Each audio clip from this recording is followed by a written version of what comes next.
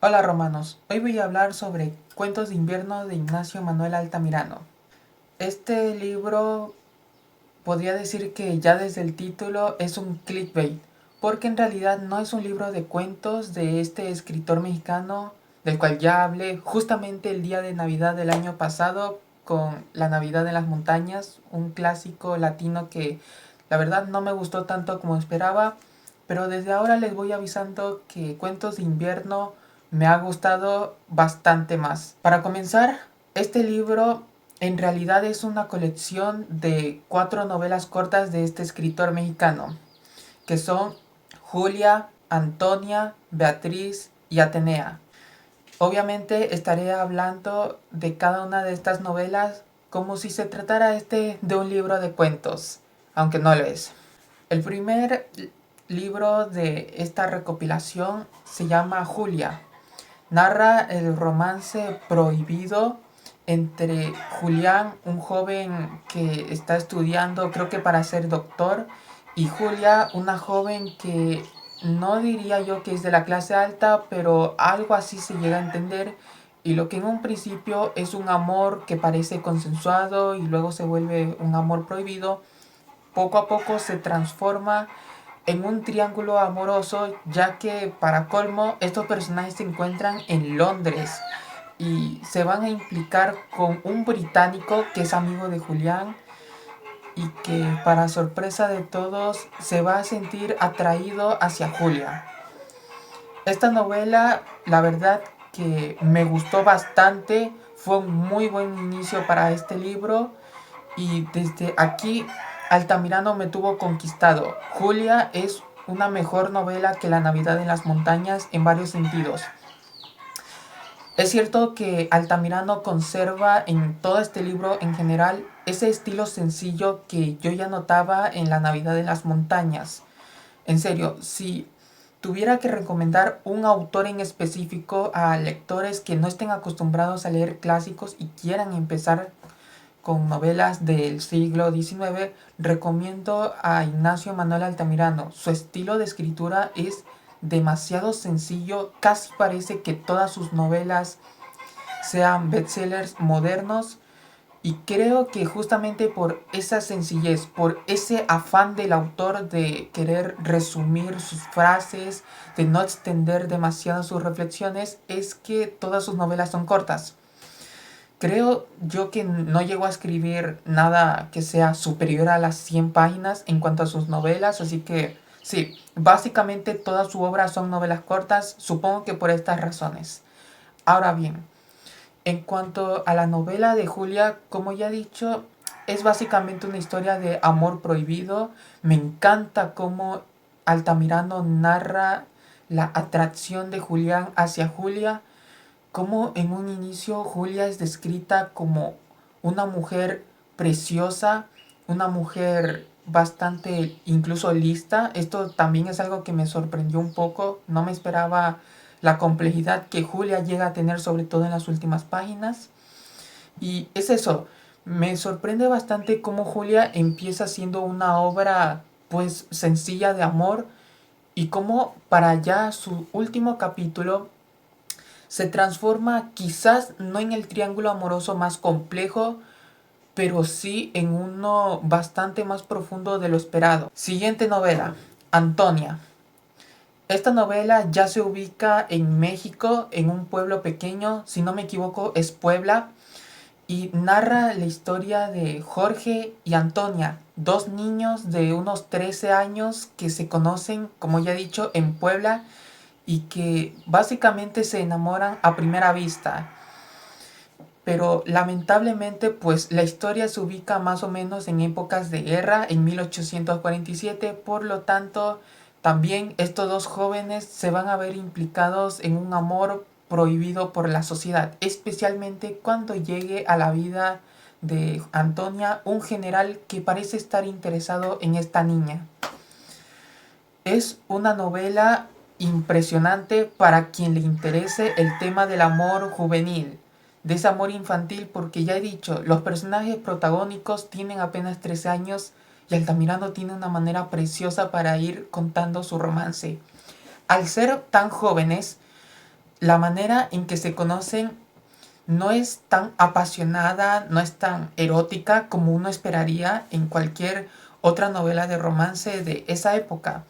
De hecho, en un momento dado, la primera cita entre ellos es bastante cómica y aún así te crees esa química instantánea entre ambos personajes porque son apenas unos niños. O sea, es como ver simplemente a dos niños primero haciéndose amigos y luego poco a poco atrayéndose entre ellos. Algo así es la relación entre Antonia y Jorge.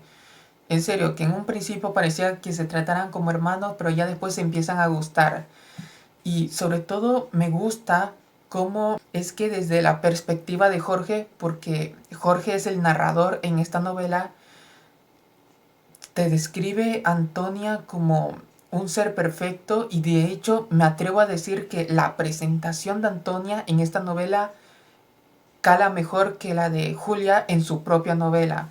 La manera en que Antonia va paseándose en ese jardín lleno de flores es una imagen que se me quedó más grabada que algunas escenas de Julia. Pero claro, también hay que añadir que esta novela no es solo un simple amor juvenil.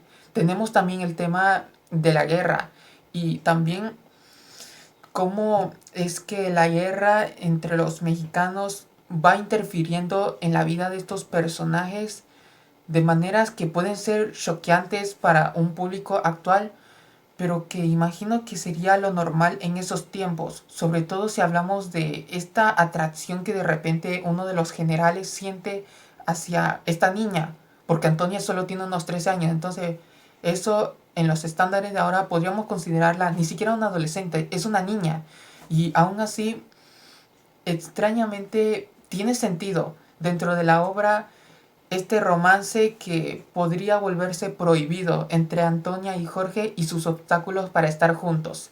También me sorprende bastante el personaje de Antonia. No se parece en nada a Julia. De hecho, Antonia es un personaje que en un principio parece que va a ser plano, parece que va a ser el estereotipo de la mujer de novela romántica del siglo XIX, toda sumisa, toda bella, pero poco a poco lo que en un principio es una novela de amor juvenil termina siendo una novela sobre la traición. No daré más detalles, con eso tienen una idea. La tercera novela es Beatriz.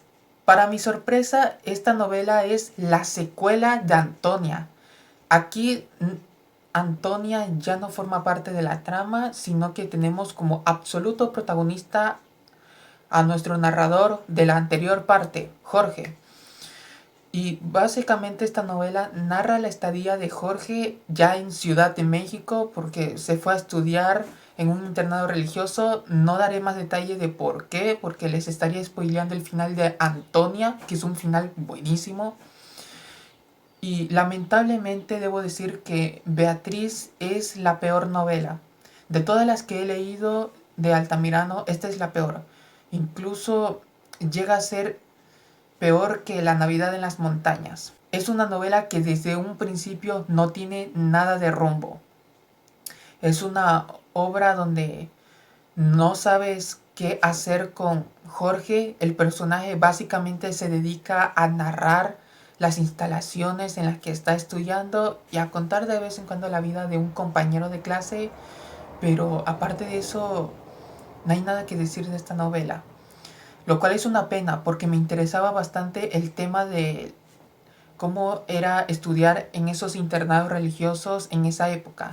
La verdad, si quieren leer una obra que exponga de mejor manera qué tan crueles podían ser los docentes en esa época, les recomiendo Retrato del artista adolescente de James Joyce. Sé que esa novela es del siglo XX, no del siglo XIX, pero créanme que esa obra es mejor que Beatriz. Y por último, Atenea.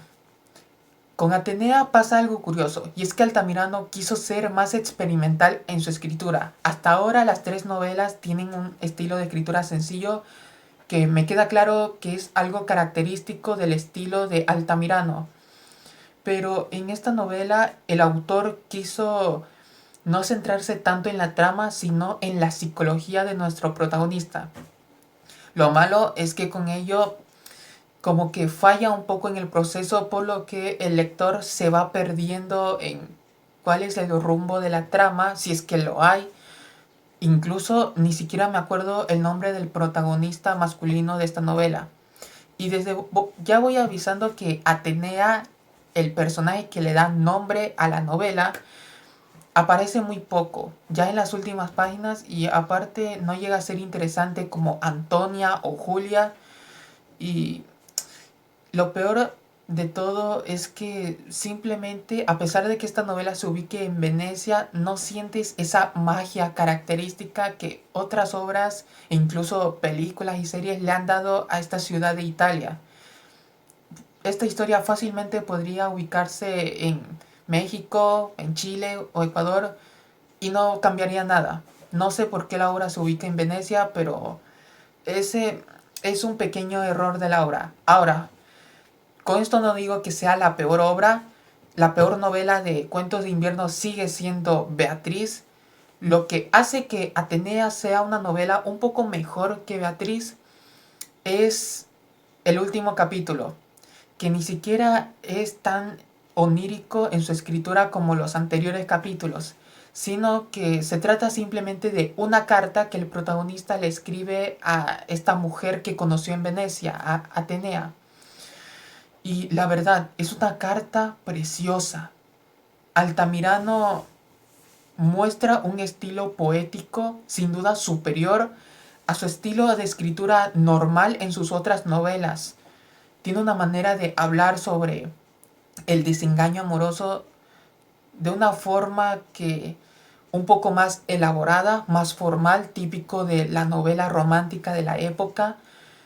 Pero es que Altamirano explora en esa carta, en varias páginas, que tampoco es que la carta sea larga. Más o menos ese último capítulo es de unas 5 o 6 páginas.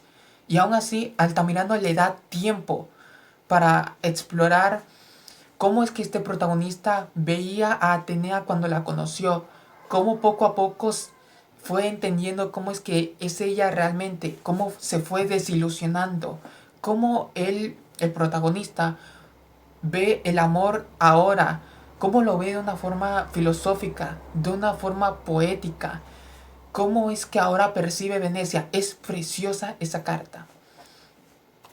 Sin duda una novela que recomiendo para quien guste, digamos que el tema de Venecia, aunque ya voy avisando de que Altamirano no lo llega a explorar como uno quisiera.